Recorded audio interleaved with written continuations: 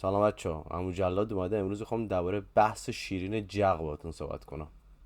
تا حالا شده خسته شده باشی از جغ زدن تو خونه؟ بگی داداش مثلا میخوام بیرون جغ بزنم، تو پارک، تو جنگل، تو سینما، یا مثلا مثل این داش کسخلمون تو کنسرت.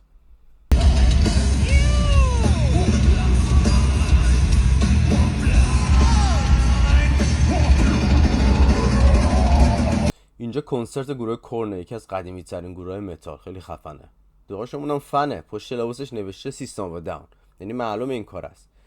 این داشمون یه جوری برداشته، اینجوری تا تا تا تا تا تا, تا این چوب درام میزنه، داره همزمان اون متالیسته اون درام زنه گروه داره میزنه، اینم با اون میزنه پوفیوز، ولی این درام خودش رو میزنه. این دخترها میگن داداش تو چرا درامت یکم فرق داره، پوست داره، کلوفتره، سری سوراخ داره، این درام باید چوبی باشه، نازک باشه، بعد چرا یه دونه است، یه دونه ای میزنی؟ بعد داشمون اصلا براش مهم نی، تخمش هم نیست.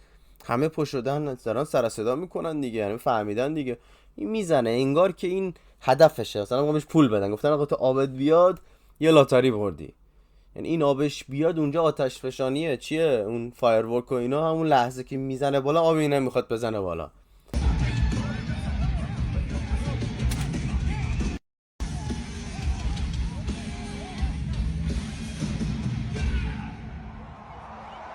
اینجا یه رفیق اون میاد از پشت و یه دونه میخوابونه مفری پس کلش، که یکم کار نامردیه، ولی داشتمون پشماش میریزه، برمیگرده نگاه میکنه، کونی چرا تعجب کردی؟ خب معلومه دیگه. حالا یه تازه اون آمریکاست، از جای دیگه فکر کنم گردنشو میشکوندن همونجا، ولی این خیلی بنده خدا قیافش معلومه که متعصب و متاسفه که داداش چرا نذاشتی بیاد، بیداشتی من این کارمو بکنم، دوربینا روی منه. اون لاتاریه رو من میخواستم ببرم، پوفیوز با سرعت میزد، یه دفعه یه دونه خورد پس کلش، نکات شد.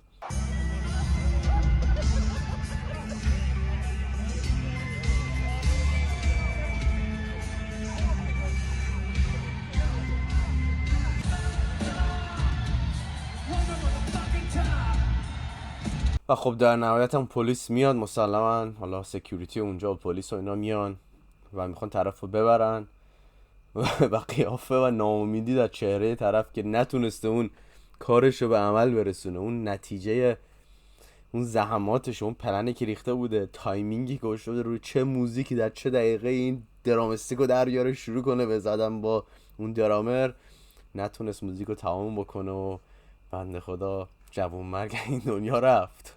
این قیافه رو ببینید، این قیافه یه آدمیه که توی کنسرت آبش نیومده، یعنی این تمام ناامیدی، فوش داریم دو پوفیوز میذاشتی اون آب من بیاده 10 ثانیه دیرتر زده بودم بالا، بعد میبردید منو.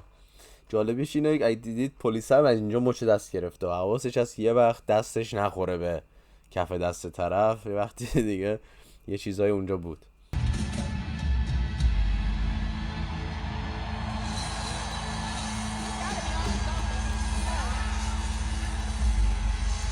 در نهایت هم این درامر تعویضی که قرار بود درامر اصلی بره و ایشون جاشو بگیره، از کنسرت راهی کردن بیرون، یعنی خر دست و پاشو گرفتن کردنش بیرون.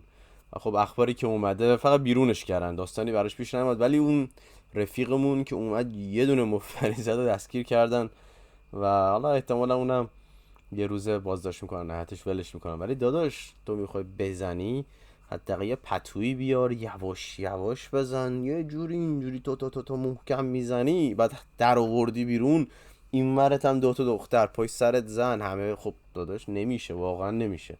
پارکینگی بزن، جنگلی بزن، سینما تاریکی بزن، نه کنسرت اون بالا ردیف جلو، برو ردیف آخر بشین حداقل. یکم بعد فکر بکنی این جایی که میخوای بزنی دربارش پلن، نه اینکه داداش من در میارم هوا میکنم دیگه هیچی برام مهم نیست فقط میزنم. ولی داداشمون از اون برم من واقعا تحسینش میکنم، این چقدر به اون موزیک علاقه داره که با موزیک، با ریتم موزیک داشت میزد. واقعا این چیز عجیبی بود، یعنی نمیدونم واقعا چی بگم. و اون چهره واقعا اسفناکه و خیلی به قول معروف تاسف میخوره و خیلی خشمگینه موقعی که آبش نیومده و اینجوری دارن میبرنش با اون قیافش.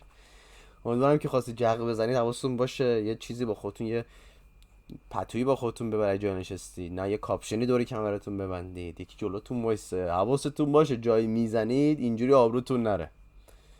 چنل هم سابسکرایب کنید، ما هر روز ویدیو خواهیم گذاشت. به عمو جلاد ملحق شین. داداش کامنت بذارید، سابسکرایب کنید. What the fuck is wrong with you motherfucker.